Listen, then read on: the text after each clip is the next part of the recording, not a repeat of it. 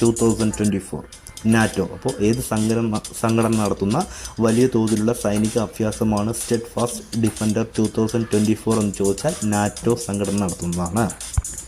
ഈ അടുത്ത കാലത്ത് GST അപ്പലേറ്റ് ട്രിബ്യൂണലിൻ്റെ ചെയർമാനായി നിയമിതനായത് സഞ്ജയ് കുമാർ മിശ്ര. അപ്പോൾ സഞ്ജയ് കുമാർ മിശ്രയാണ് GST അപ്പലേറ്റ് ട്രിബ്യൂണലിൻ്റെ പുതിയ ചെയർമാനായി നിയമിതനായത്.